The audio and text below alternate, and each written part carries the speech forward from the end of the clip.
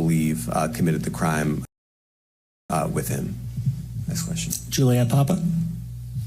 Hi, good morning from 1010 Wins. Any indication that some of the women or victims here were imprisoned in his residences, and did he have locations where he kept them, and they were not allowed to leave? And also, he's indicted here, although there were searches and raids in LA, Miami. Why in New York? Well, I'm biased. I'm the U.S. Attorney in the Southern District of New York. I think that we have an outstanding track record of bringing some of the most impactful, sprawling, complex, difficult sex trafficking, human trafficking, labor trafficking, you name it. The Southern District of New York can do it, and so we're very proud of that. And so the scope and complexity of this investigation isn't something that we ran from, it's something that we embrace, and we will continue to do that. As to your question about whether he imprisoned anyone, all I can say is that, I mentioned this March 2016 incident where something was caught on video where a victim was attempting to flee, and there was violence that was associated with it. Was that at the residence or a hotel? That was at a hotel. Matthew Lee, Inner City Press. Sure. Thanks a lot. Does your office intend to seek remand, or are you reaching a bail package? And if you're willing, how would you contrast this with the R. Kelly case in EDNY in terms of the elements? Thanks.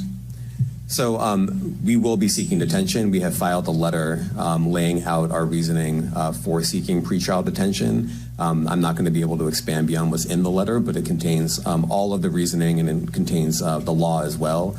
There is a presumption of detention in a case like this, and we think that's warranted. Thank you. John Anise, New York Daily News. Thank you.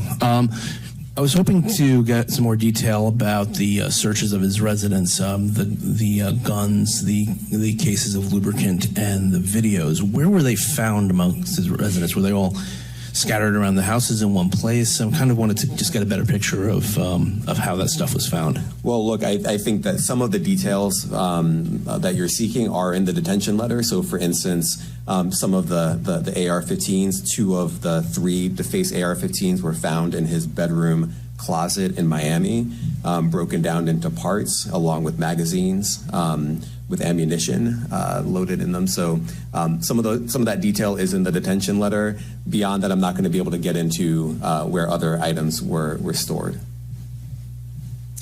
Ben Kochman, Post. Hey, thanks for doing this.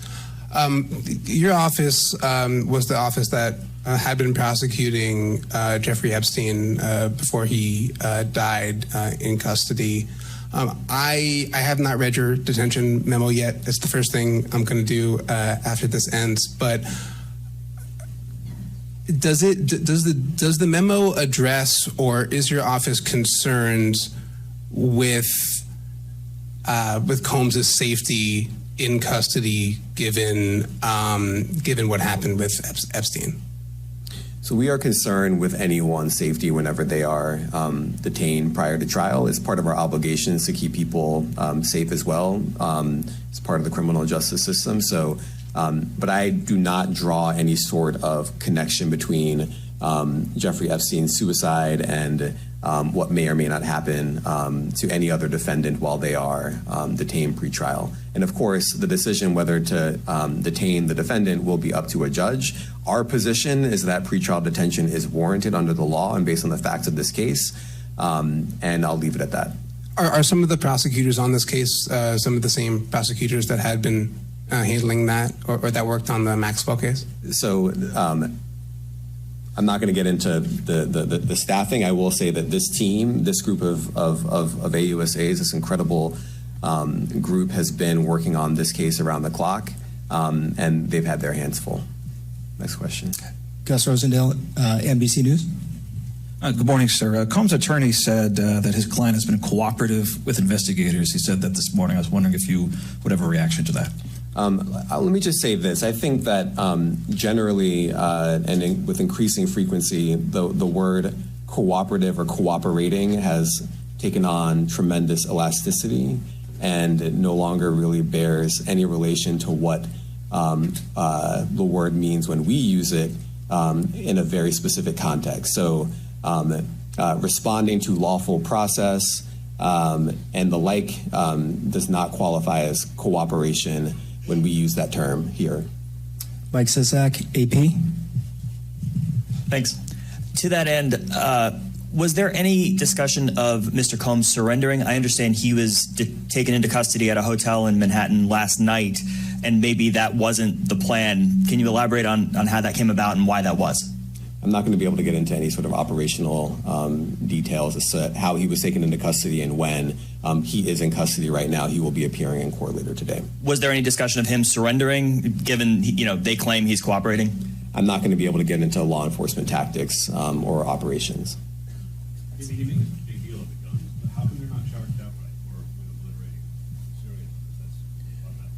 Well, I can't get into the charging decision. It is very meaningful to us that weapons were possessed, as we allege in the indictment. Part of the reason why this conduct was so pervasive and harmful was because victims and others didn't necessarily feel comfortable denying him his wishes, as we allege, because of the presence of firearms. I should leave it there. Thanks. Last question, Jacob Shamison. Jacob Shamsian, Business Insider. Thank you. Given that he's the sole defendant in this case and that you allege he's part of a conspiracy that involves members of his companies, do you anticipate a superseding indictment that bring allegations against other members of his companies or other co-conspirators as well? I can't take anything off the table. Anything is possible. Our investigation is very active and ongoing. And I think a lot of you who cover this office know that when we say such things, that developments are certainly foreseeable, but I cannot predict them sitting here today. All right, thank you, everyone. Thank you. What part of his business empire is exposed to the church? Thank you, everyone. Thank you.